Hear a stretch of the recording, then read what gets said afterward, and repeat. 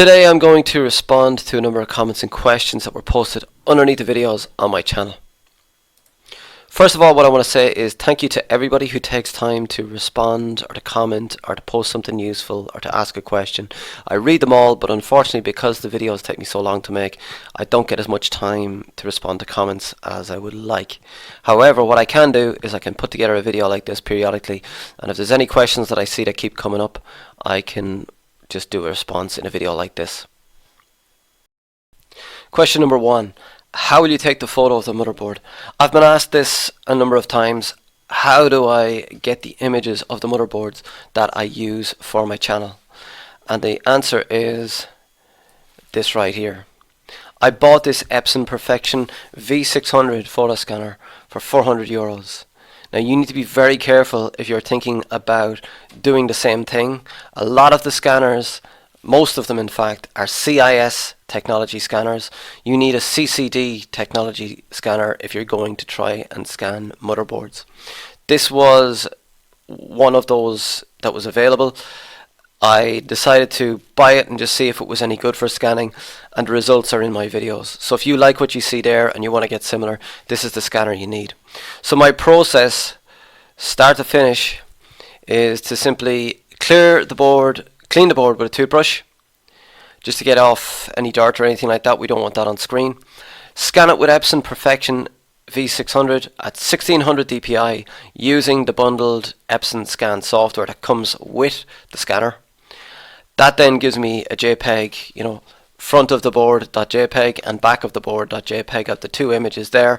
I open the images in Photoshop, and then I use a couple of filters in Photoshop, one just to bring out the color and one to improve the sharpness so that we can see the text on the MOSFETs.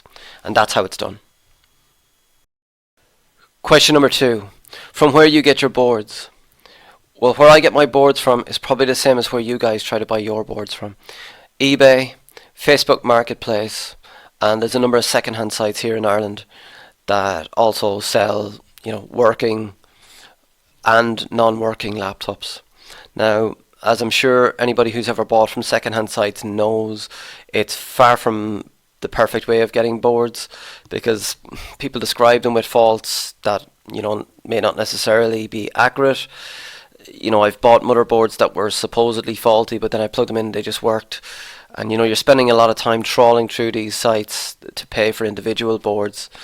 So you can get motherboards through those second-hand sites, but you need to put in some time. What I think is a better method is if you can find a local shop or an online shop that has listed a number of faulty motherboards, and try and buy them in bulk like that. And if you find that the ones that you get are good from any particular source, just keep buying from them. When I bought from some sources, from some online shops, I found that the boards that I was sent were worked on already. That's not good for your confidence. If you get boards that have been worked on already, you will have a lower fix rate, and it will knock your confidence. If you can get your hands on boards from shops that maybe are too busy to work on the motherboards, or I know there's one shop that I deal with that they sell mobile phones, they sell laptops, they sell TVs. They have no interest in trying to fix motherboards, so they basically take them out, put them all in a box and leave them there, and they're only too delighted to see me coming in to hand over my cash for something that has no value to them. And I also then am happy because I know that they haven't worked on the boards. So that's the two methods that I use to get my hands on motherboards for the channel.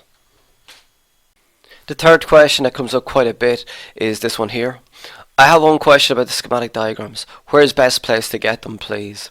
Well, for the last few videos which have been Dell's, as Cornered Cat has said down here, badcaps.net is where I've got them from. Badcaps.net is an amazing website. It really is. If you have a PC or a laptop or a TV and it's not working, the guys there will tell you, take a picture of front and back of the board, upload it, and we'll try and help you for nothing.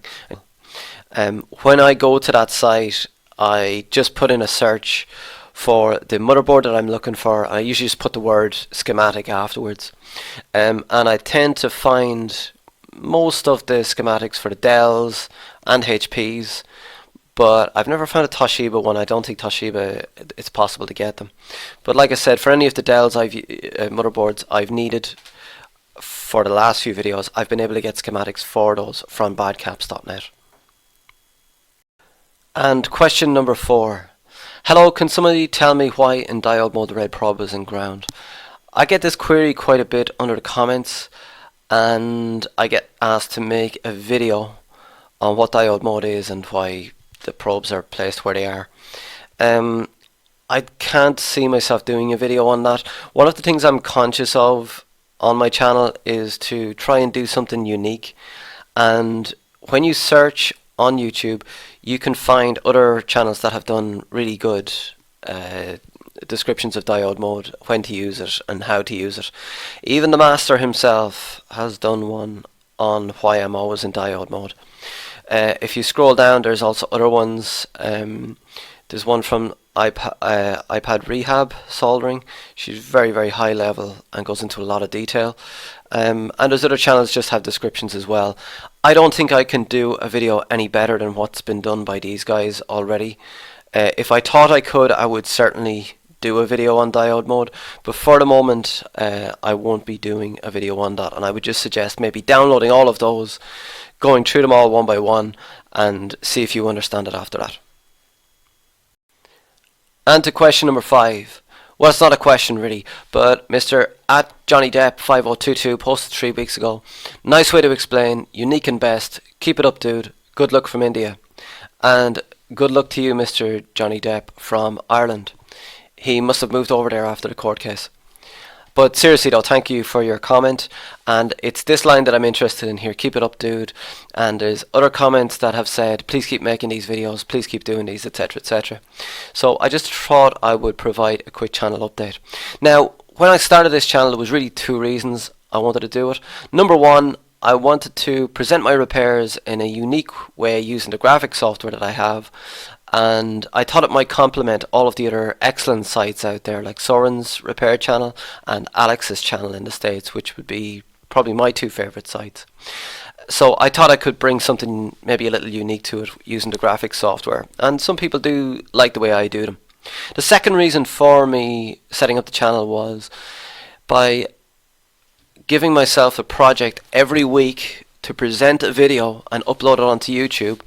It forced me into learning the stuff myself, because I know on every Monday I have to get a motherboard, I have to get some way towards fixing it, present it in a video on Sunday, and it has to be pretty much correct, otherwise everybody in the comments will be correcting me.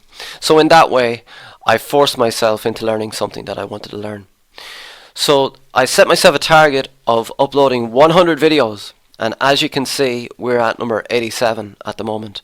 I can't believe how quickly it's flown. It's crazy. It's probably just because I'm getting old. I don't intend stopping at 100 or anything like that. I think what I'll probably do is just keep on making videos through 100. Maybe it's time to set another goal. I think I might set a new goal of maybe trying to get to 10,000 subscribers or something like that. But any suggestions as what to do with the channel are always welcome, and any comments you have you can post underneath this video. I also have an email address that is therepairshare@gmail.com if you want to contact me directly, and I will post a new video next week.